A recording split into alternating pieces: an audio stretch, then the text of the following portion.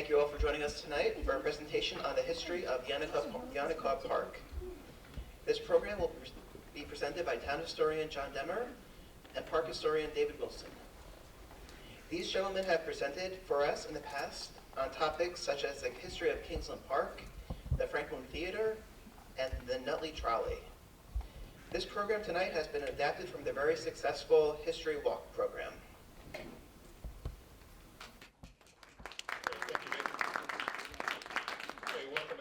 See a lot of familiar faces from our crowd. I see a lot of new faces too, which is what's exciting for us.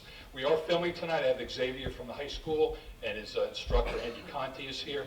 So he's going to be recording tonight. So if you applause and laughter are always welcome on all our videos.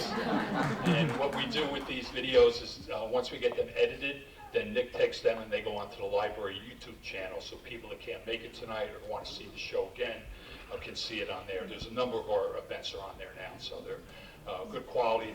The idea is if we put all the effort into making these programs, we want them to be out there for years to come. So we figure the best way to do it is to have them digitized and get them out there on YouTube so that hopefully it'll be there 20, 30 years from now. There'll be, if somebody wants to do research, they can find our programs and all that. Okay, so we're going to talk a lot about the history of Yanticaw Park, which is the park directly behind us. It's the only county park that we have here in town. All the rest of the parks in town are owned by Nutley themselves. So how this came to be is that there was a campaign before our parks were really developed back around the turn of the century, 1900, turn of the last century. The town was starting to develop fast, and there were people that had a vision to make parkland in Nutley. They saw the river going through town. They wanted to make sure parkland was alongside that river, and they didn't want developers to get to it. And developing was going on. There was a lot going on around 1900. Things were starting to pick up. The economy was pretty good back then. There were some ups and downs, but there was a way that the people that had vision knew we need to protect this area. We had Teddy Roosevelt was doing the national parks, so we had a lot of things going on nationally, and thankfully it was going locally too, so we were able to make that beautiful park system. One of the issues was that Nutley didn't have a lot of money to do this. We were a small town, we're still Franklin even back then, before Nutley, and they wanted to find ways to fund the acquisition of the land and the development of the land. So the county was the next source of revenue. So they went to the county, a number of people there, we see their names up there, Charles Broom, the Nutley Improvement Association, John Clark, Thomas Satterthwaite, we know that name from the massive amount of land that he had in Nutley way back, and a street named after him. They went after the county and said, you have to come to Nutley. They lobbied them fiercely to get funds for this park, and they were able to get the funding for that. We were able to acquire some of that land, but already there was pressure on the land in that area being developed. So they were really, really pushing hard. And we got that money, we were able to acquire the land. And in 1911, we were able to purchase almost 29 acres of that land. And then there was a Olmsted, the Olmsted name from Central Park. So this was his sons and the company later on that actually developed the park down here was their design. And we're going to cover everything. We're going to have pictures we actually have from the original build out of the park, some pre-pictures of the build out, and then some renovation pictures. So we're going to cover quite a bit of history on this park here. So we'll have, if anybody has like a question maybe on a particular slide, we can field that, but we don't want to do a lot of questions during it. We'll do them at the end, and we can always go back to the slides. Anything else? Was anyone on that walk with us, by the way? Okay. Oh, okay, great, terrific. Where does the name come from? Yanticaw? Yeah. All right. Well, we are going to approach that.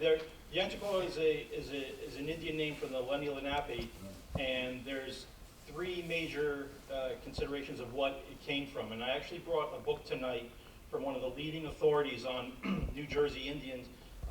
His name was Nelson, and the book there is from 1894, and it actually discusses and the idea that it could be the name for a celebration that they used to have where the Third River met the Passaic. It could also mean where the tidal water enters, and then there's also another Indian chief from that was local to New Jersey, and that could be one of the three things. It could actually have started out as Kantake and not Yanticaw, but you'll see through the presentation, there's going to be many variations of it also. There's A's, there's I's in it, there's going to be a mill that we talk about that has an O on the end. So it is a Lenni Lenape name. Okay, so this is the actual walk that we did, and this is a Map My Walk.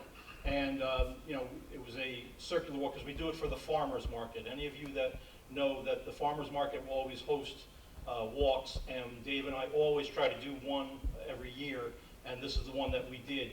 And you can see the loop that we made, you know, starting off on Chestnut Street and working our way down through the main park section all the way to Center, and then we doubled back. It's about 2 miles long, the loop that we did. Very nice day, very nice walk. So this is going to be a series of older maps showing Nutley. So you can see right here, Yanticaw Woolen Mills. So to give you perspective where we are, this is the town hall area here, which was the Duncan or Essex Woolen Mills. Actually, the only remaining aspect of any mill for Nutley is the town hall. That used to be a little outbuilding that was housing stuff. But Nutley was filled with woolen mills because of the water system that runs through from one end to the other. So as you progress now, this one's 1875. Again, very large size mill. Yanticaw Mill was a 5-story tall building. We're going to see a picture of it very soon.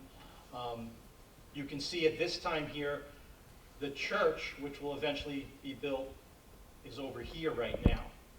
And it'll make a lot of sense to you when we talk about this. You would think, why is Vincent Methodist Church over by the library, but their cemetery is over on Passaic Avenue? That's because they started here. The mill was actually built in 1866 by Mr. Stitz, and then eventually it was bought by a man named Stewart. Now here's some more progression. There's the mill pond, which is right on the edge of the mill. But you can see that things are starting to develop a little, but we still have the church over here on the corner, so this makes it pre-1909. And yet another one, I can't tell which year this is, it got cut off up there. But you can see the growth of Nutley starting to come along. This is the enclosure area here. There used to be only one house on the end of it, and the mill pond, and again, the woolen mills, which Nutley was so famous for. The Yanticaw Mills made uniforms for soldiers and the like. So this is pre-1910, because over here is the original Methodist Church down on Passaic Avenue near Park Avenue, and this is the cemetery, the Methodist Cemetery here. Okay, now we're starting to develop a little more, and you can see the church is still here, but you can notice now that everything's sort of changed up in this area. You see how now the pond is gone, and this is now just a contained waterway. I think this map is 32, I believe. Okay, now here's a good map showing after the park was built. This is the only one that I have. This is the 32 map. This is the one after the park was built. So this is the Yanticaw Park section. It's sort of like a big letter T here. This is the walkway that goes down to Passaic Avenue, the linden trees that are lining there. There's the old band shell section. Here's the dam that was created on purpose by the Olmsted Brothers. Over here would be Girls Park, which had the little rec house and the swings and the sets, and also some kind of small wading pool that was over there. That's right, now the church. Now you have your new Vincent Church over here. This one that used to be on the corner here was used for years as a barn after they had moved, and I don't know what year it was finally taken down. But yes, now the new Vincent Methodist Church, which is in blue, signifying it's in brownstone, is up there. That opened in 1910. Okay, so this is just Vincent Place out here used to be known as Elm Street originally, if you look at old maps. So there's a lot of great trees. This is just a great fall picture, so we put that in there. But it leads to another thing. If you've ever seen the group of people, mostly young people over there on certain days or nights, but maybe like 50 or 100 people, and they're all on their phones, like, what are they doing? Well, they're playing Pokemon Go. That's what they do in the park there. That's just an electronic game that they play, and they there's little Pokemon hidden behind trees and in bushes, and they go around with their phone like a GPS thing, and they find them, and then they put it on there, and they get points and chips and all that. It's quite organized. It's a big operation nationwide, and it's like a crowd thing. You sign up, and you get alerts, and then you say, okay, I'm going to be there, and they get a big crowd out for it. So it gets people out into the parks. That's the main thing. Whatever gets people using our parks into the outdoors, I think it's a wonderful thing. So, and they even had a Nutley Pokemon card. I think that was part of it too. So the Thriving Survivors, that's a group that is established in Nutley to organize and do events for people that survive breast cancer. So they have their own memorial garden right next to the north side of the church. There's a little garden there, and I didn't get it really good, but that's like a little pink ribbon that's there. It's the garden there dedicated to all the people who survived, or who passed away, actually. The survivors are keeping it going. And this is our group there. We've got Cheryl Gascione, Michelle Flytel, and Kathy Repashevsky. So they're like the three people that kind of keep it all going. They have big events once a year. They have fundraisers, golf game, and then they have a big celebration night where people come out and they have a vigil, candlelight vigil and all that. So pretty organized group. So the county gave them a little section out there, and they built out that garden. So here's an actual picture, one of the only pictures we have of the Yanticaw Mill, 5-story building. There's all the employees outside there. And this mill was run very successfully for a long time. And then in 1875, it was bought by a man named Stewart, who owned an incredible amount of land in Nutley. Now what happened was in 1880, this particular mill closed down. And after it closed down and it was torn down, this area sort of became a dumping ground. It became literally a town dump. And I had mentioned that across the street were the Essex woolen mills. All the mills in Nutley pretty much went out because of an 1884 change on tariffs. I think it was Grover Cleveland had lowered, tariffs are in the news now so much. Grover Cleveland had lowered tariffs on woolen products coming into the U.S., and Nutley just couldn't compete with those lower prices. So this mill, the Essex woolen mills, the Duncan mills, they all shut down after that tariff. But this is a beautiful picture. It was a massive, massive structure. And again, it utilized the water on the Third River that ran behind it. Okay, so this is the church. So after the mill closed down, that area actually became the town dump, if you can believe that, because that wasn't considered the center of town so much at that time. So Dr. Phil Hauer, who we've done research on and we've done presentations on, was one of the ringleaders to decide that that property, they wanted to move the church from Park Avenue and Passaic more to a downtown area. So they spotted this particular parcel of land, saw it was just a dump. They said, we can clean that up and make it better. So they cleaned it all up, acquired the property, and then by 1910, this is probably right around the time it opened, judging by there's no landscaping and the trees are small. So this is probably right around 1910 before the addition was open there. So that was again one of the things that was happening with the people who wanted to make parkland. Here's a parcel they lost that could have been part of the park. It's great for the church. And we also had down on the corner where Dr. Fiore is now, the Sunbank building, that was also built around 1909, 1910. So the pressure is really on, like, we got to get this land preserved because the developers are coming and there's no stopping them. Even back then, it's well over 100 years ago. Who built that thing?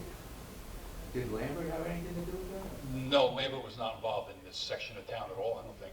No, not really. The church itself this is actually the third church they had in Nutley. I have a book here from 1900 which talks about the history of the church, and at this time they were in the second church, which is the one that they moved from to the new one, and the first one was built in 1830, and that was a little stone parsonage just a little bit up the road more on Passaic Avenue. So no, but Lambert had nothing to do with these particular churches. Lambert was involved with St. Paul's. Yeah, this is a beautiful postcard, and they focus really on the rustic bridge, which if you look here, I was just up in, what's that area that Edison's home was? What is that? Llewellyn Park. I was just working there the other day, and I noticed they still have a lot of this type of fencing. Theirs is actually even more rustic. It's just literally tree branches and stuff. But this is a beautiful shot of just the water over here, the old growth trees, the bridges. I don't have a date on this, but it's got to be very early in the formation of Yanticaw Park. So can you get this perspective what we're looking at? That's the bank of Nutley that Dave was talking about. The Bank of Nutley, I think, was formed in 1905 officially, and this building was, what, 1910, I believe, Dave? Yes. So that's the view we're looking at. So on our journey, we're going from Chestnut over towards Center. But this is a nice view of the water behind that building. Right, we're doing the slides in the order we did the walk, since we have everything was organized that way and this way. And it was a nice flow, we found out, to circle up and around through the park. So that's one of the bridges there. What I also did, I put some today pictures in. We took a bunch of pictures in the last few months to help people that don't know the park that well, to help you acclimate where you are in the park. So this is that bridge that we saw that was overgrown with all the trees a couple slides ago. This is the new bridge that was part of the Olmsted design. So this is today.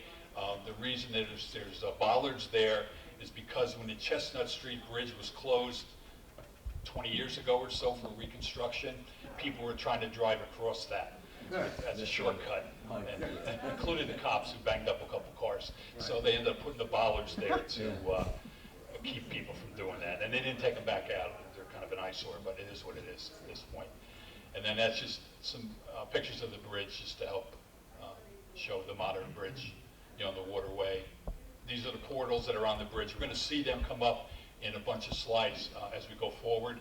And they're probably one of the most photographed through the whole pictures that we find. Everybody wants to put their camera on one side and shoot out the other side on that. But it's great cement, John. I don't know what it's made of, but it's... I don't know. Over 110 years old, the cement. We're just showing, some of the postcards from John's collection. So this is that bridge again, and now what we see here, this is a dam. It's hard to tell exactly what it is from the picture. That's a dam that created a lake behind there. We're going to show you where the park actually had a large lake when it was first built out. So this is a pretty early picture, what would be right around 1914, 1915. So is this like that view, was that from like Chestnut Street would be behind? Yeah, that was looking south. Okay. So looking from, like standing behind the church and looking towards the south, towards Belleville. This is the other side now. This is the lake side of the bridge. And then you're looking towards the north now, so we can see part of the lake now, or part of the pond that was created by that dam. That's what I was talking about, the famous portal pictures. That's Linda Bousset. I don't know if Linda's here tonight. She was going to try and make it. We're using a few of her pictures because she's a good photographer, in the show. So this is the Lenape Trail. Part of the Lenape Trail runs through Yanticaw Park.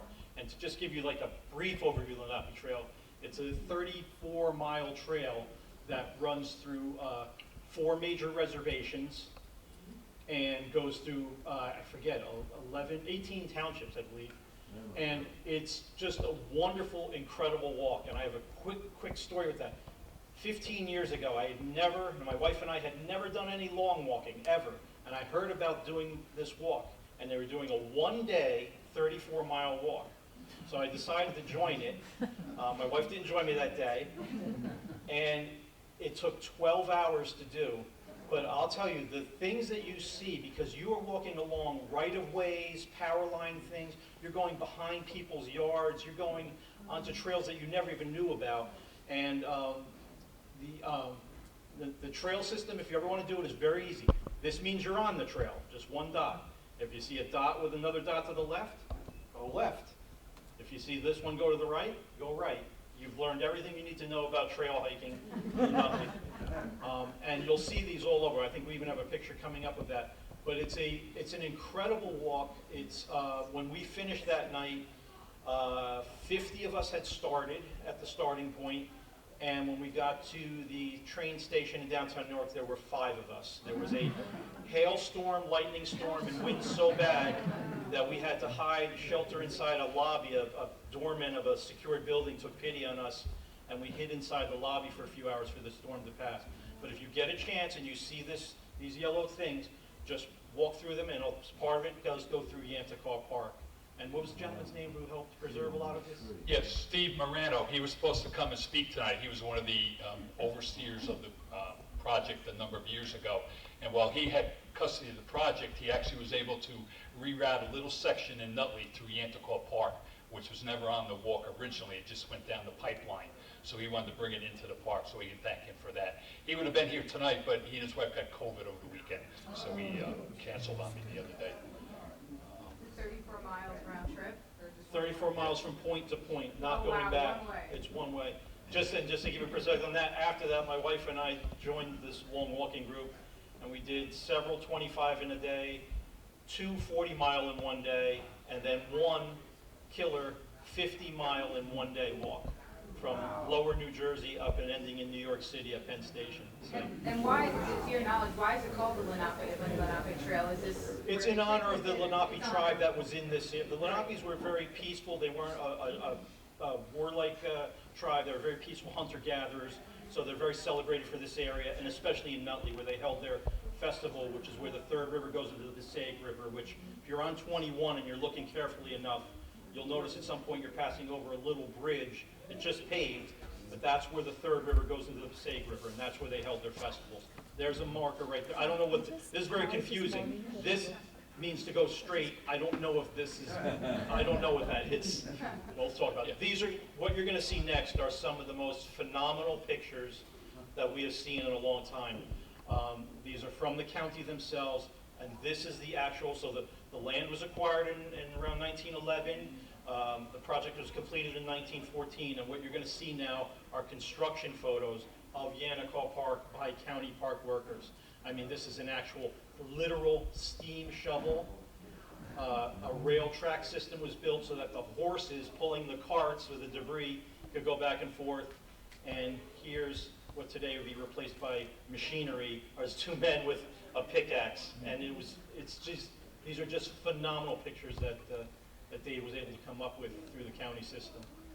Yeah, the Essex County Archives, the people that work there are really great, and you send them an email, they respond, they send you the pictures like really quick there. So we're able to get a lot of information, a lot of background on the park we didn't have, a lot of dates, names, and then the pictures are just like, unbelievable.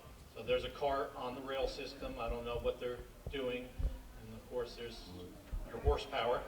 The rail system was to remove the debris? The rail system was built solely to bring materials in and out, because remember, they had to drain this swampland and do a lot of topography work. A lot of work had to go into this. That's Center Street at the top where the little railing is.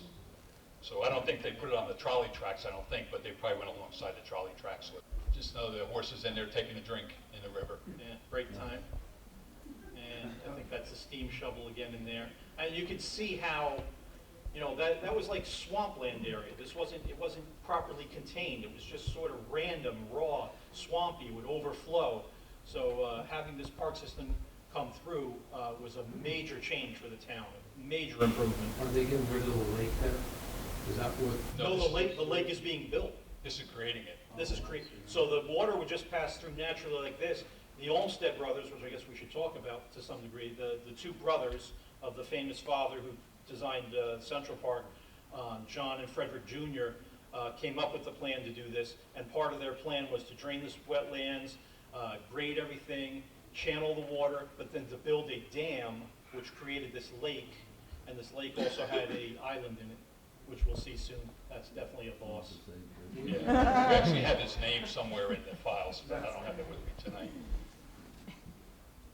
Okay, this is just a modern picture just to show this is where they were working. That's what's there today. It's just a green flatland area of Unity. We're going to be talking about that in a few minutes. And this is, again, what's there now, but this is what they were. We had just a little stream through there, and they created the lake with it. Okay, so this is probably one of my most favorite pictures that we came up. And this came out of the county. It was in one of their annual reports, and I just spotted it. It was very grainy. So I got back with the fellow, the archivist, and I said, can you bring that quality up on that picture? He goes, oh yeah, sure. So he brought it up, like, oh my goodness, it's so great, because that actually shows the bridge in the background. Right there, we can do the thing and I'll talk. So the bridge is there with the dam. So we're looking towards the north now. We're looking towards Chestnut Street. We can see that it's very early because the trees are small. They've just been planted. There's like a few old growth trees, but a lot of new landscaping there. benches and the path up and around, personal walking. And that was like the very simple beauty they created there when they did this. Looks very Central Park in a way. You can almost see that. The Olmsted Brothers actually were partly responsible for the National Park Service being created. Okay, this is another early picture. So now we're up on Chestnut, on Center Street rather, Center Street looking north, towards the church or the firehouse. So we see the one little footbridge on the right that's been upgraded now. And then the further bridge further down with the dam, and the lake is kind of visible there. And then the field house over on the right here, where there's yet to be any playground equipment, no swings, no seesaws, no sandbox, no anything yet. So we know this is a very early picture too, where at least they have the field house built at that point. It's misidentified as Lake Lambert. I don't know if, I've never saw anything that officially named it Lake Lambert. Lake Lambert was somewhere else. That was off of Hillside where the apartment buildings were, so I'm not sure how that happened. Maybe they were thinking of calling it that, but never officially was. We never actually see it have, well, to have a name anywhere. We never really see that lake name. No name for it. Okay, so this is a postcard, and we're going to see several of these. All the time since I came to Nutley, I've always heard about this island. Where's it? Oh, I remember going out to the island. I said, I don't know what this island is. And then even more so was this story about this island. That was Alligator Island, and that's, you go out there, and if you were brave. So this is a beautiful picture of the actual lake with the island in it, and we'll find out the answer to whether that's pretty overgrown there, but that, again, it's another beautiful scene, but that island did exist in the middle of this lake. And that was intentional, that was done intentionally. This is a new card that I just got. I'm very excited as a postcard collector of Nutley postcards. I have about 450, 500 of them. And to find a new one anymore is almost impossible. And the other day, I have a very similar one to this, and when I saw this, I just had to post it's like announcing a new baby, this got a new card, so and it made it appropriate that it was just in time for this show. Again, the island was very celebrated in postcards. It was a big, fun feature, and I've talked to many kids who remember going out, swimming out, boating out, just hanging out on that little island. So when they dammed it and they made the lake, from the dam was heading towards Girls Park. The island was. Where was the lake? Where was the lake? Well, Right down here where the basketball court is now. Yeah, pretty behind the much. church. So you got the bridge behind the church, and then it's south of that way. and a beautiful, there's a series of postcards that was done by local artists, and this was, again, one of them celebrating It's got a date. Yanticaw Park. Yeah, 46 on that. You could see how the lake and the island got really overgrown. That was part of the issue through the years, trying to do the maintenance as things kept growing and debris was getting washed down. And we're going to talk about that. You got the story on this. Yeah, this is actually a very famous artist, Bloomer, I think is his name, and he had done a series of sketches throughout towns in northern New Jersey, and I had found several that were done in Nutley, and then this one I actually found, and it was for sale, and somehow it got missed by everybody because of where it was posted, and I actually picked this up.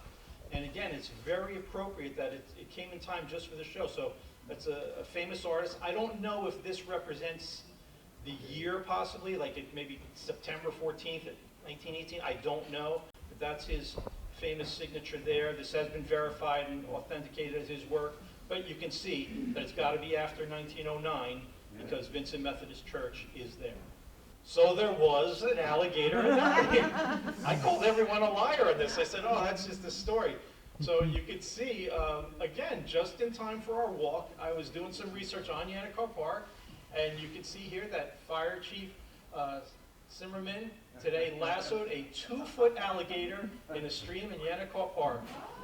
And someone who knows about it said it was a 5-month-old baby, but no one knows how it got there. But if anyone tells you there was alligators in Nutley, it's true. Alligators on the island in Nutley.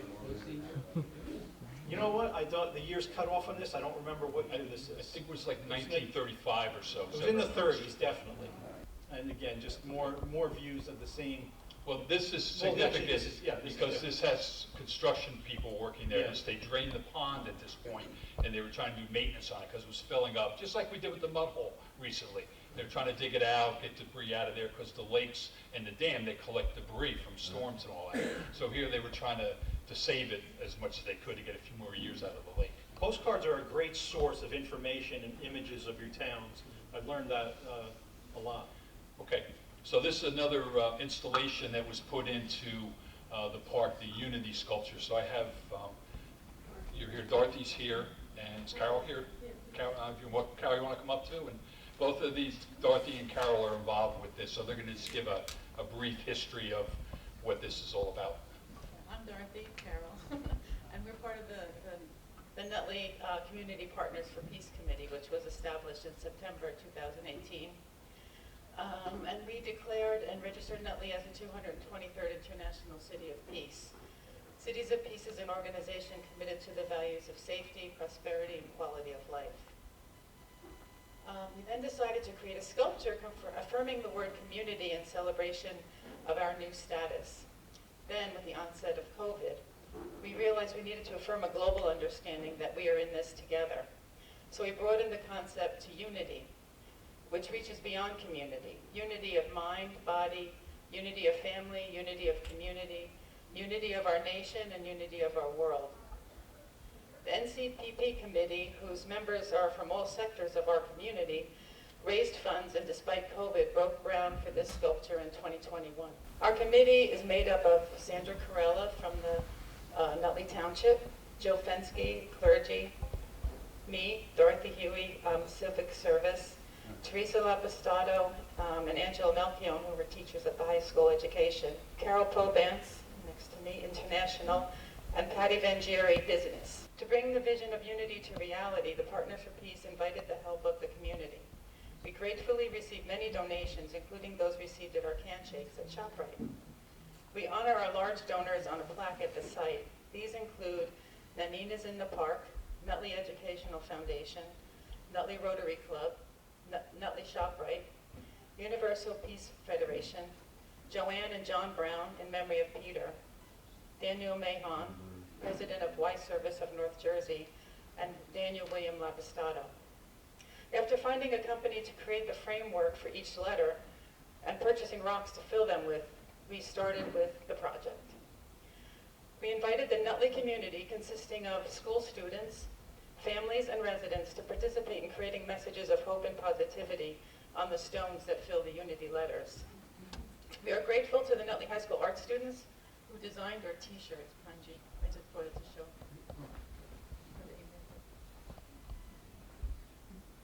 That's the t-shirt that one of the students designed for us. Anais. Yeah. She's a librarian here, and she's been helping the Friends with a lot of the work that the Friends do. I happen to be president of the Friends, too, so Anais has been great. So they designed our t-shirt, created a scale model, and this is one that our committee member Patty created, which was helpful for showing the town what we were doing. They volunteered to help with our rock painting events and helped us dedicate the Unity sculpture. Then we came together again to create the Peace Mosaic visible from the side view, guided by the expertise of committee member Patty Vangieri of the Glass Gallery. The Unity sculpture, completed in May 2022 and dedicated on International Peace Day in September 2022, is a celebration of each unique individual in our community, represented by the integral process of working collaboratively. It is our wish for the sculpture to transcend generations with a message of unity and peace for all who admire it, and to remember we are in this together. Also, you know, the design of the sculpture was taken from a project that I had done in Honduras. And the son of the mayor of the town that I was working in Tela, was the one who designed the original sculpture with the rocks in it. And that sculpture was called Paz Amor, peace and love. And that's in a park that we created there. Anyway, they also became a city of peace, and they became our sister city. So on our first dedication, which was before the mosaic happened, the mayor and his whole family, they actually, they paid their way by themselves to come up here, and they did a kind of a sisterhood with us. So we do have a sisterhood with the Tela Honduras city. Yeah. So, and then we dedicate it again. The Nutley Community Partners for Peace Update. We thank the NHS administration, the music and English departments, and the Board of Education superintendent for supporting our subsequent walls and bridges projects, where we worked again with the NHS students to hold a master class with Dodge poetry poets as well as musicians. This project was partially funded by a generous grant from the Nutley Education Foundation, and awards were presented to the winning poets, songwriters at a special ceremony at the high school in October of 2024. We also enjoyed collaborating with the Nutley Cultural Inclusion and Diversity Council in 2023 for a Juneteenth walk to the Unity Sculpture. We're looking forward to our next project as well. So thank you very much. Thank you.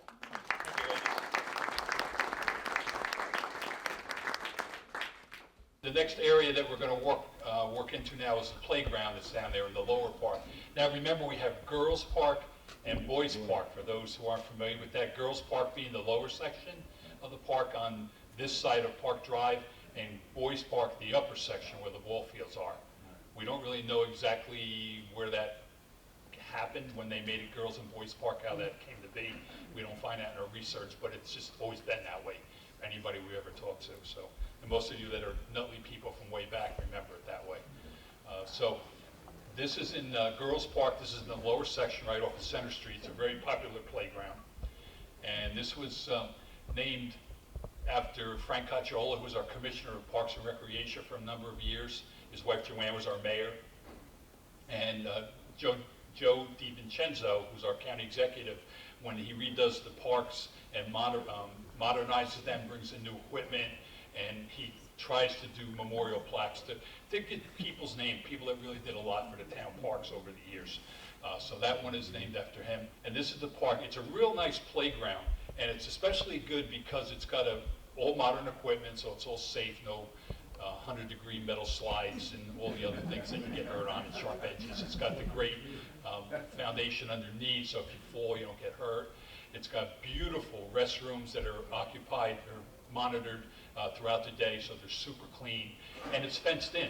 So if you have a real small toddler or a special needs child, it's a great place to go. You don't have to worry about elopement with it, because they're fenced in there. So it's a beautiful park. It's quite busy there. People park on Center Street and go in, or on Park Drive and go down there. So this is just the stream. Now we're looking north again. That's Center Street, the bridge that was replaced a few years ago. That's the original arch bridge that was there. You want to talk about that bridge, John? Yeah, that bridge, just quickly, that bridge it was a big loss for me, because I love that bridge. But when Dave and I were doing the history of the trolleys through Nutley, we had learned that that bridge used to be just a wood bridge that crossed over that. And when the trolleys were coming through in 1890, part of the deal that had to be made, there were two deals that had to be made. One was that a more substantial bridge had to be built, which was that bridge, which is pretty much all dry laid. The arch, the inner arch that you didn't see, was dry laid brick, and the brownstone was on the outside. And the other thing they had to do was raise the train tracks that used to cross on street level over by Ralph's up high enough for trolleys to go under and trains to go over. And it's so tight, that's why trucks get stuck there. But this was a big loss for me, because this was one of the last remaining beautiful bridges built well before the park system, but it was sort of the entrance to the Nutley, Yanticaw Park section. Okay, so we're back to the playground. This is the original playground now, well, semi-original, because we see the first field house, and we just see seesaws and swings. That was it. That's all you got back then. It was a very basic playground for the kids. And there was a small pool there at one time, a wading pool for the little kids, and then a sandbox. The sandboxes in the parks don't work well. They just become litter boxes for the wildlife and all that, so they don't stay around for too long. We used to have, most of the Nutley parks had sandboxes for a short time.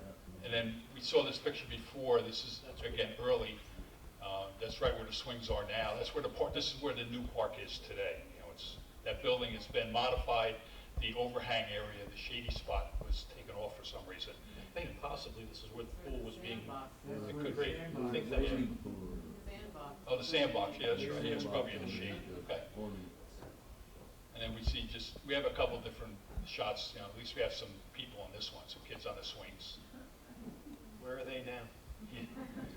Okay, so now we go into our famous 47 stairs. And these are the original stairs, again, that great concrete or cement that John is a fan of, that we don't know what it's made of, but we sure need to find the recipe, because that thing is, the steps are still great. They're over 100 years old, those stairs. 111 years old. Yeah, Goes to Cleveland there? That's Cleveland? That goes up to Cleveland, right? goes up to Park Drive. Park Drive. Up to Park Drive. This is down in the bottom. It's in Girls Park, and it meets at the Boys Park. So it's still a very popular spot for pictures and for people that work out. You see a lot of people there doing their work there, trying to build up their stamina, going up and down the stairs. Wonder how they ever built those. I don't know. When I was there actually taking the pictures, there was a 82 or 84-year-old lady who was doing the stairs. Very impressive. And on the walk, when we did the walk last September, the entire group did the stairs with us. Nobody faltered or anything. I think I shamed them by telling them an 84-year-old lady went up the stairs last week. And then this is just looking down the stairs. Because they have a nice little curve to them and all that. And they're well maintained. And then for some reason, if you can't do the stairs, there's a bypass ramp that you can go up and around too. People that are in wheelchairs or have mobility issues can go that way. It's kind of steep, but it's there. So these are some pictures again from the county archives of the actual formwork. I mean, look at the tremendous amount of lumber they use just to form out the stairs. And then we have a lot of guys, it was all manual back then. They were cutting everything with a handsaw. There was no electric circular saws or anything, mixing all cement and making them out. They did a great job with it. Was that part of the WPA or? No, this No, is it was way before WPA. And WPA was like 35, mid-30s. Right. This was 1913, 1914. This is before World War I. Yeah. And there's the stairs kind of when they're finished, and this is that bypass ramp that I talked about. Not even graded yet, yeah. Again, another Linda Doucette picture. She's done a lot of photography in that area. Okay, so this is a tree that's there. This is a beech tree. If you know anything about beech trees, they're famous. People like to carve their initials or dates in them, and then it's there for decades later and stuff. So this is one of the beech trees in there that's been initialed over the years by a number of people. So this is Bruno Brissett, he just passed, but he was there in the, that's his tree there. He started that in 1958. You got a close up. 1958, he started putting some initials on the tree and dates. So he did 1958, 59, 60, 61. He would ride by on his bike and he would mark up the tree and stuff like that. His son Eric is here, Eric. So that's a lot of how that history in the Brissett family. We're going to hear about them again in a couple more slides down the road here. Okay, this is up top now. Make sure to point it out to me every time. Yeah. So this is the upper, at the top of the stairs now. This is like a lookout. So we think this was made kind of to overlook the lake. Before all the trees and everything grew up there, this was just a place for people to stop and view the lake or take pictures and all. It was like an overlook, I guess you'd call it. Again, just that the top area again. Okay, so now we're going to jump to 62. 62, some severe flooding had happened in Nutley. You're going to see in a few of these pictures coming up the aftermath of that, and that led to a very, very big decision which forever changed the park and made it more like what you know about today. You can see just the incredible muck and mire and all this debris. I think there's another one after this, or not? I'll get a whole bunch of from this. Yeah. I'll go 60, more. 62. Yeah. All this debris just running down the river, running into the park, clogging up the dam area and just flooding through. So something had to be done to change all this, and that change would be incorporated by getting rid of now the dam, getting rid of the lake, and now they're starting to channel, and they're going to lay retaining walls, and that's a county vehicle up there. And again, a lot of it's done by hand labor. Now this is what they're doing. They are now grading and making that channel way that we so used to today with the cement walls. That's a I'm county. gonna go through them a little fast, because there's a lot of them. Yeah, Because yeah. the county had a lot on this, but I like them all, because they all have a little detail in them. Yeah. Mosquitoes was a big issue too. It's one of the things that they talked about, that the lake was a breeding ground for mosquitoes. So they Got his wanted- high-tech string there. Right? Big project, big project. I don't know what they did with the water, to be honest with you, when they were doing this. They must have bypassed it. That's the one I like with the, it's Cement got the mix. cement machine right on site there. They're mixing. Yeah, there's their cement. gravel, there's their Portland and sand, goes in here and comes out there. Also looks like they're mixing that by hand. Well, that machine does a There lot was of the like a mix. wheel on the. Oh, that side of tilts it, the- that tilts it out. Oh, it tilts it out. I was like, Yes. oh geez. When he turns so that, used to when he see turns cement that, it trucks. opens a gate here and it pours I into gotcha. the wheelbarrow. Yeah, it has a motorized, probably gas powered. Yeah, now see, they're doing, just doing two sides, but they haven't dug this out yet. And again, I don't know what they did with the river water, if they just slowed it, if they stopped it, if they deferred it. Yeah, so. Yeah, a number of you were around. I mean, I was a little kid then, but a number of you were around, probably remember a lot of that work being done there. I was kind of Kingsland Park into town, so I didn't see a lot of this, but. So walls are up, now it's been graded out, but the water has not yet run through it. Now here's afterwards, here's what we know today.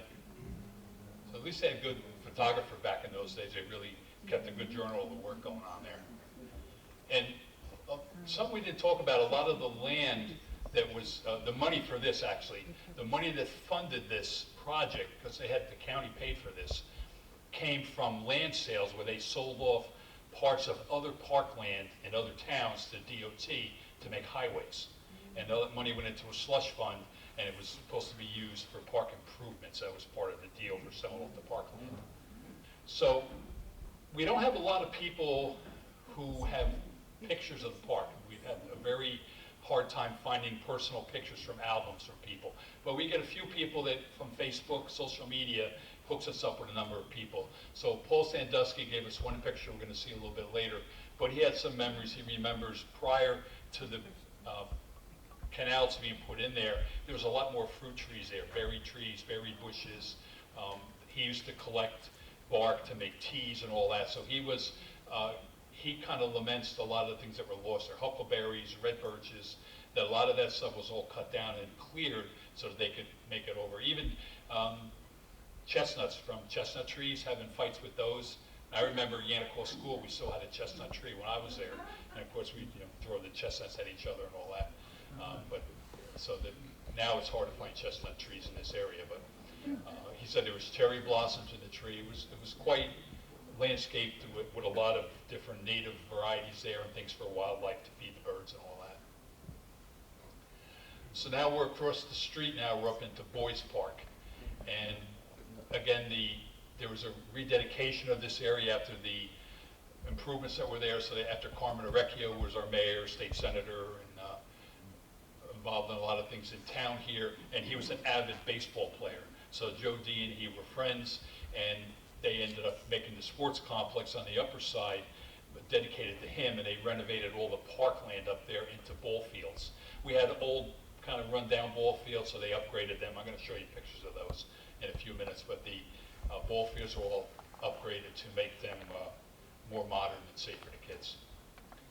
So this is our field house that's there right now. So I'll introduce it like you do the other part. So this is the current field house that's there, and there's equipment on the one end, and then bathrooms on the other end, and there's a small senior rec in there, believe it or not. Not many people know about it. There's a billiards table in there, and the bathrooms are absolutely gorgeous, spotless, and there's the attendant there that keeps everything under control. Now, part of the original design of the Olmsted Brothers was this, what they call the band shell, which many of you, I've heard tons of stories of what you did and didn't do in that band shell. But beautiful structure, looks so much different than what's there today. But you could hold, you could keep out of the rain here. You could do any kind of practices here. They had showers, bathrooms inside, this beautiful entryway. You got to remember, this is now at the end of that long, beautiful path. If you come up the stairs from Passaic Avenue, you come up the park stairs, and you're going through those row of trees, this would be at the very end of it. A marvelous structure that was saved, in a way, but has changed so significantly, and we'll see in a few more pictures here just how beautiful it was. Just even the rail system, the curvature of the rails, that roof structure.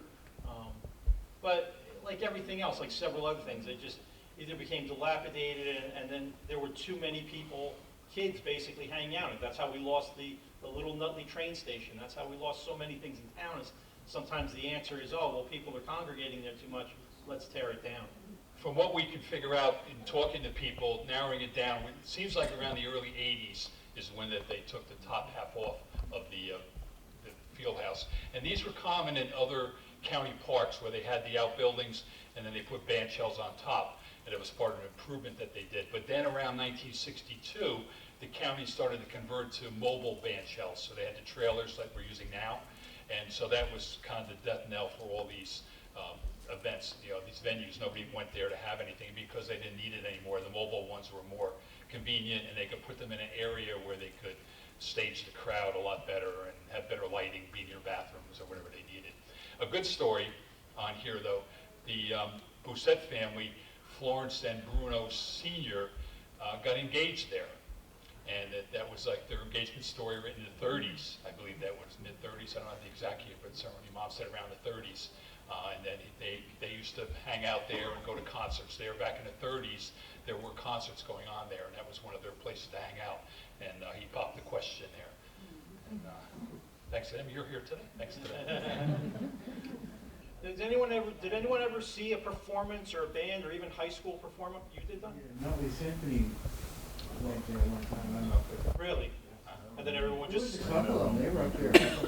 and you would just sit in the park, you bring lawn chairs? Sit all over the park, yeah, because there wasn't enough room upstairs. Right, yeah. Yes. But you can see, you know, starting to get boarded off now. It's in its last days here. I have to search and find really when the official. Look up down Pike, it's still, he probably recorded it. Maybe. That would be something to find that. Yeah. Right. So here's that, again, that beautiful view. Look how young these trees are. And the majority of them are still there, which is really phenomenal. But this would be it, you have the flagpole, and then you have that beautiful band shell at the end. Just a wonderful design, a wonderful piece of design by the Olmsted Brothers, which... Those are lindens, and we actually found commentary in the report from the county where the forester and the county people got into a little bit of a tussle about taking some of these trees down to thin them out. And fortunately, cooler heads prevailed, and they mediated, and the trees were left, and they're still doing, I think almost every single tree is there from what, if you walk that someday, was going to see a more modern picture. I really never thought about it, but did you ever notice that? The overhead light system that comes over and down? I wonder if there was more of those on the path. I just noticed this now because this is a postcard, but that's definitely a light there, and I can see it coming down. Look at that, I wonder if there was more of those down. No one remembers that, do they? Now, when that field house was built, it was built with showers, locker rooms. There was, over here to the left, there was clay tennis courts over there at one time. So there was a lot that went on within that building there before it was converted to the way it is now. It was, had multi-use. The girls had that little shallow pool that you showed me. And the boys got This is this is Bruno and Florence Bousset, the ones that were engaged in the field house. And then Ron Negra, he has some memories there too. He remembers his grandparents going there in the 30s and 40s for summer concerts and all that, so he knew a lot about it. Ron's an old Nutley guy, he's got a Nutley book out. He remembers the clay courts from the 50s, so they were still there. And then this is one of the ball fields. This is where we think the clay courts were at one time. So this is the south end of the park. And there's a nice ball field there. It's a very active ball field. All the fields are used there. A lot of events go on there, a lot of tournaments. These are the fields now. They're really spread out. There's 3 different fields there. All modernized with modern dugouts for safety for the kids, and artificial turf they just put in last year. Good backstops. We're state-of-the-art facility now there. We have 3 fields there. Horseshoe pits are in there. We have bocce courts there, a covered one and uncovered one.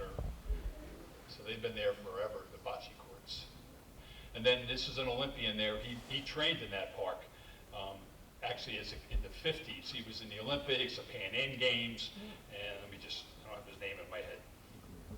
We talked about how the park is originally land was given $40,000, improvements $200,000. Just for modern reference, that's $7.5 million. So to get that kind of dedication to build this park back then is pretty unique. That's all in Casal. So he was quite famous there. He's in Anthony Buchino's book if you read about that. And that's not to give a sales pitch, but if you ever read the Nutley Notables series, I read them just constantly. And every once in a while I find a little tidbit in there. And this is a tidbit I found about Yanticaw Park and a story about... What was he in the Olympics for? He was a runner. A runner? Yeah. He was a 4x400 meter relay. And some of the other things we've done there, we did one year when I was in the fire department, we did the fireworks from there. We shot the fireworks from the upper park, from Boys Field, and we made everybody sit in the oval. And it didn't work out. So we didn't. I don't know if anybody was there or not. Best sounding show you'll ever see. And then the Kingsland Manor, they still do an old-timers game there. They recreated the uniforms and they play another team there. So they have the Nutley Colonels, they play once a year down there for an exhibition game. So there's still a lot going on. It's a very, very active park. All our parks are very active. BSA Motorcycles used to be Kingsland and Passaic at a dealership. They used to shoot some of their postcards. That's postcards from my brother's collection, actually. It was a shot in that park. And then we did some fire department. We took our antique there, and we had Mike Mataloni from one of the local photographers shot the for a contest there. We got the old uniforms out. He dressed up his son, his wife, had like a $4 million lens that he rented from somebody, and we shot that in there for the contest. And then that's the drum majorettes from my class that they used to train up in the park, in Boys Park, Girls Park. All the high school teams that use fields go there, marching, football, baseball, runners, and they all use those upper parks. The athletic classes at the gym, now phys ed class, they go up there. And then they were still doing movie night there, so the last year the Mayor Kelly had a movie night in the park. And so they got the big outdoor screen. We've done movie nights in various parks in the Oval. They've tried different ones. This is a new one they started last year. They got nice turnout, nice night in the park. It's family oriented. And then next to the park is the Vincent Cemetery, which is one of the oldest cemeteries, second oldest cemetery in town. And it's got a lot of historical people that are laid to rest there, a lot of history on the property. We're thinking of doing a tour there next year, that may be or this year, that may be our walk that we're going to do. Is anybody be interested like in a cemetery tour? Okay, all right. We have quite a bit of information, so I just have to talk to the church and get permission. So this is the staircase now from Passaic Avenue at the famous flashing light, and there's the stairs again, 111 years old. And there's going to be a picture coming up that just blows me away. I don't know if it's part of this. I think it's part of the series, right? Yeah. Look, was it in the middle of that intersection? Can you imagine that thing being there? Cars can't even make that turn now without hitting a tree. And look at this. I've never seen this picture before. What even is that? It's just some kind of obelisk or something. I don't know. This is my first time seeing it as part of doing this presentation. And the second I saw that, I said, that is the single worst idea I've ever seen the town do. There was one of those at Franklin and Kingsland also, when the trolleys were there. We see it in one of the trolley pictures. It's called a centograph, I believe, or something like that. It was actually a good idea because those stairs became a bit of a challenge for the drunk drivers, because they would go straight instead of turning. And it used to be a joke among the cops, how many stairs did the last guy make? Some guys went halfway up the stairs, but they were going so fast, never hit the brakes. So this is the plot of land across there. This is where one of the earliest public schools in Nutley used to be. This is one of the first schools in Nutley, the little white schoolhouse. And it's still technically, I believe, Board of Ed property, right? Yeah, it's not developed. It's not developed. And the church, actually, I read in that little booklet just today, the church had some affiliation with this property too. They held something here in one of the back halls. It's in that booklet there. It was used for other things. The banks met there too. Right. It was a meeting hall. Like a meeting hall.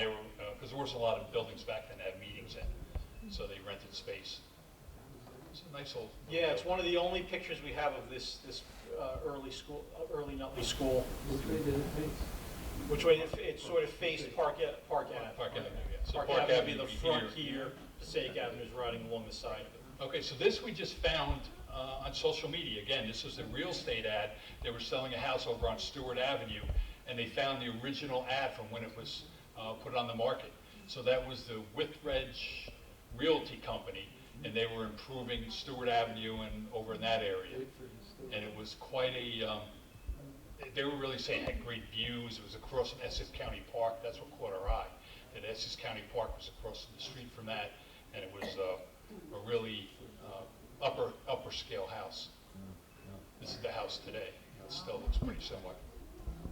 Walk to the train station. It was all back around 1900, so it's a good area to be in. So this is that beautiful part, standing trees, the linden trees. How they've matured now. You can see there's really not any missing soldiers there in that stand. This was our park group, our walking group that we had that day. We wanted to get those trees in the background. And then that park, because of the trees, there's a lot of oak trees in there, and there's a lot of wildlife, a lot of squirrels and all that. So we have a lot of red-tailed hawks in the area, and fox and other critters, you know, that'll keep the balance of nature there going. And this is just more angles of the park. And interestingly, Park Drive and Park Way, the two streets that go through that park, that kind of go on each side of the Boys Park, the developers did not want those streets there. There was a lot of controversy back then. No, we're not putting a street through the park. And I go, no, we got to put a street through the park for developers. And they went back and forth for quite a while. And as you can tell now, Park Drive, there's no sidewalks. So they got their street, but that's it. And then Park Drive is really kind of an alley, or Park Way rather, is kind of an alleyway. You know, people park there and all that, but they didn't even want that. And that was put in to access the garages from that, houses on the next street. And the park people said, no, let them come in from their own street. But they got their way somehow, and those two streets were put in. And now we just kind of accept that they're there, but it was quite a thing back then. So now you want to do the school? Classroom. This is the classroom. So the next thing, this is getting near the end now, we're going to go into the, you've all seen the stairs that are down. Again, we're back by the bridge now where we started, the bridge where the dam was behind the church. So we're going to see a build project that was done there back in 2014. And it was an outdoor classroom that was a project proposed by the science department at the middle school, Campania, Lindsay's Alley, and a few others. That came up with the idea, and they were able to get the Nutley Education Foundation, the Passaic Valley Sewage Commission, and the county to all come together to get the resources to build out this project. So this is an outdoor classroom, you know, for whatever they're going to do, some kind of, you know, a nature show or whatever they want to do, to get the kids out in the fresh air. I don't know how much it's used these days, but it was used quite a bit when they first put it in. A lot of people take their lunch there now. But it's in good shape. You know, it's very durable. It's all rock. A little podium they built there. You know, this is dedication day. You know, they had a big dedication the day of. There's a whole website on this. That's where we took all this from. So that's Tom Tucci. He was from the Passaic Valley Sewage Commission. He was one of the people that helped bring it all together for equipment. And then Lorraine Kaczynski, Nutley Education Foundation. She was the president of that. And then this is the high school kids during the dedication. So, you want to do sources? Can you read that, or how I do it? No, it's fine. So yeah, these are just some of the research sources. The park archives were terrific. Those were the early 1914 pictures of being built. I have a lot of files, tons of postcards. The family portraits books. I know Dave's spoken about this a lot. That's a really good book. I mean, that's got a lot related to Nutley in it. So if you get a chance, just pick that up. Of course, we have Ann Troy's Yesterday and Today, which is one of the most sought after books as far as getting information. 10 Men in a Barn, that's about the church being built. The Bank of Nutley Anniversary book, the Bank of Nutley is where we started our walk on Chestnut Street. And we have the vertical files, which I still use, which I'm sure no one else on this planet uses. It's actually a folder with paper in it, but I love it. George Philhow files. Dave has sort of become an expert on Phil Hauer, and we did a lot of research with Olmsted. on the brothers who were famous for actually designing the park originally. And what, in part of the closing, and a little tie-in, you got to imagine that this park is sort of one of the links in what Dave famously calls the manifest destiny of the Nutley Park system. So if you think about it, Yanticaw Park's right in the center of that, because you start off with Booth, you can work your way over to Yanticaw, then you can go to Memorial 1, Memorial 2, Memorial 3, and then head over to Kingsland, which is another walk that Dave and I have already done. And I brought tonight, even though it doesn't relate to Yanticaw Park, the newspaper. These are really rare. I just had them restored. They're back-to-back right now. They're actual newspapers from 1919 soliciting funds for Memorial Park. And I don't know if Memorial Park may or may not have happened if Yanticaw Park wasn't there and established. I think seeing Yanticaw Park built along the Third River was a really good impetus for this type of system to happen. And Memorial Park was actually supposed to go all the way through to Kingsland, but it ended up just being the three shorter sections, and then Kingsland became its own park. So you're free to come and look at those, which are very rare. I have the book on the Indian names and the book on the church, and I also brought postcards of early Vincent Church. You're welcome to pick them up and touch them. Just be very careful with the books. They're very fragile. But I think the Yanticaw Park was sort of such an impressive project that it really became a good source for Nutley to say, hey, this is what we can really do. And if you look at a down-view map of Nutley, does anyone really know how many official parks we have in Nutley? You know the number? There's 11 parks in Nutley. We're 2 miles by 2 miles square. We're less than 4 square miles. We have 11 parks through Nutley. So we're very fortunate and blessed. And if it wasn't for people like Vroom and Philhauer and Satterthwaite, I mean, to put this together, we could have been living in a whole different area. So there's just the people that, it's not just us doing these shows. We have a lot of people that help us. The library has always been a great host for us. Thank you, Nick, in the back, and giving us a facility, giving us support for everything, helping us with publicity. The Essex County Park Archives, I mean, we're kind of new to that group, but it's like they have some really good things down there in their files. Linda Bousset has given us some stories and a lot of pictures. Thank your mom for us when you see her for that. The Unity Committee, Carol and Dorothy, thank you for coming out. And then Steve Morano wasn't here tonight, but he was involved with the Lenape Trail. He gives a lot of information on that. So that is the end of our show. If people have a question or a good story for us that they want to put on film.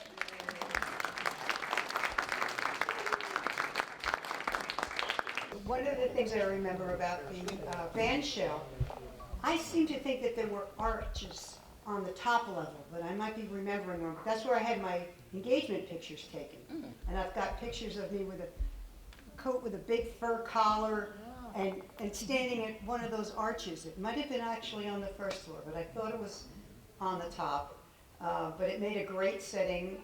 He also had me throwing leaves over my head. It was very, very theatrical, of course. And another story I remember about Yanticaw Park was 1962. With all that mud there, my sister and I thought it would be a great way to take a tour of the park on our bikes. That did not work out well. We ended up it was like quicksand. Really? I had a brand new pair of shoes on, I lost one. So somewhere under the ground, on the path that's like right below the senior citizens buildings, is my shoe. And we ended up, we couldn't go forward, we really got stuck. We were crying. And we walked up Church Street to go home, and one of my brothers was coming down Church Street with a new girlfriend, and would not acknowledge us. We were covered with mud. We really got messed up. And as we were passing, we're going, Brad, and his girlfriend said, aren't those your sisters? Nope, never saw them before in my life. So, and I do remember the little wading pool, because there was also a slide there, 100 degrees at all times, and you jump off the slide and then go jump in that wading pool to get the backs of your thighs cooled off. But I think it was because of TB that they filled that in. Really? Yeah, they were passing germs around and that sort of thing. That's an interesting story. Yeah. So, I love that park. I was there just today. Thank you. Thank you, Mickey. How did the county end up with that land? Like it's all county park, right? Well, again, in the beginning, we talked about funding for the parks, that the town did not have money to acquire the lands and to do any kind of development even after they acquired the land. So people from Nutley said, let's get some county money. Every other town is doing it, why can't we do it here? No, I know, but So- the land itself is technically county property, right? Yes, county property. County purchased the property and the county developed it. Yeah, it's the only county park that we have. This is all because of the money, is what that was about. County maintains it. Yeah, their police maintain it, they do patrols in there. All the improvements are there under the county. The mill would have been right across from here, right? The mill? Mill where the church is now. Where the church is. Where the church is. So what was this building? There was, the house was here for the mill, the owner of the house, owner of the mill property had his house here, his residence was on the hill here. Was this his house? No, this Not was- this building, no, but not- on this property, on the property that, When did this building become at that time? this was a Carnegie Library, donated by Carnegie, 1914. 1914. So it's always been a library? This building has always been, and it's been added on to, I think, two times, so.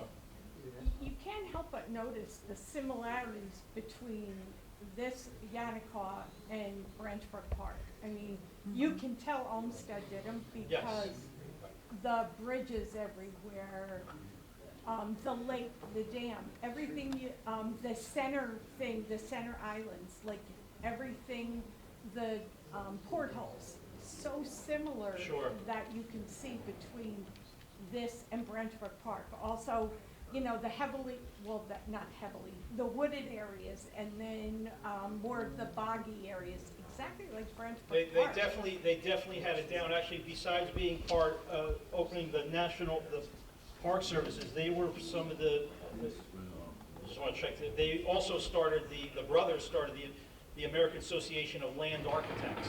So they had a system, and it worked well. And when Dave showed his favorite picture before, you look at that, you just say, yeah, you can see that You can see who it that is. family's imprint on Yeah. that picture, yes, absolutely.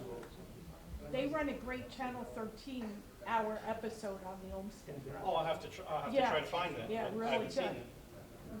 Is that anyone else? Yes. How about a walk, Passaic Kingston, a history walk over there? Of where? Passaic Kingston. Oh, they do that. History stuff. Yeah. Over there. We're trying to pick subjects that are interesting for people, that hit a lot of things, you know, all on one place. You know, we don't want to just go one area. We want to hit things on the way, so. Our biggest thing is trying to find pictures though too, to do the shows with. You know, we need your scrapbooks that are in your attic or in your basement. We need you to find those family pictures that, maybe it's a picture of a person, but the background has something good in it. So we're looking for anything we can get, because a lot of that stuff's getting old now. It's from the 30s, 40s, 50s. It's getting tossed in the trash or getting damaged in flooding or fires or whatever.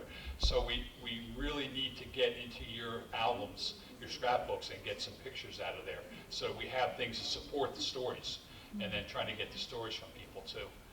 You know, there's a number of people, you know, we hook up a lot on social media. A couple of the local Nutley pages are really good, and we hook up with a lot of people on there that bring up a picture or two and a story or two. But that's only one resource. We need other resources, and one-on-one resources from you as the public, you know, work out the best for us. There's a lot in these. That's why we like the old pictures, because there's so much in them we can get from them, like the lights you saw today over that pathway. Right, yeah. Well, I want to thank you so much for coming out tonight. We really